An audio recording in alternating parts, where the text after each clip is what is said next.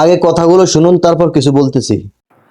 Doctor Mizanur Rahman, তোরে যদি সামনে পাইতাম না, তোর জুতা দিয়ে পিটাইতাম। কেন জানিস? তুই শেষ অবধি বিএমপি জামাত সন্তানেদের বাচ্চাদের কাছে আর জামাত শিবিদের কাছে তুই বিক্রি হয়ে গেছিস। কেন জানিস? আজকাল তোর সোশ্যাল মিডিয়ায় ভিডিও দেখতাছি, তুই মোদিকে নিয়ে শেখ হাসিনাকে নিয়ে অনেক টোলপাড় করতেছস। তাইলে এবার তুই শোন মাগি, তুই তো বেশ্যা মাগি, তুই তো জারব সন্তান, এই মাগির ঘরের মাগি। টিকটকে ভাইরাল হওয়ার লাগে এই ডায়লগ মারস। মিজানুর রহমান আজারে কি জামায়াতের কাছে বিএনপির কাছে বিক্রি হয়ে গেছে?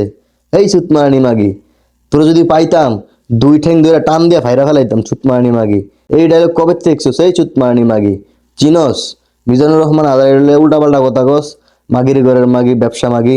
আওয়ামী লীগের দুধ খাইছিস নি? ওই মাগির ঘরের মাগি। তোদের আম্মা তো এমন ফলাতক, মাগির ঘরের মাগি। আমতাজি কথা কবি, আস্তে নিচে দিয়ে বেরোতে মুখ দিয়ে বাইরে মাগি।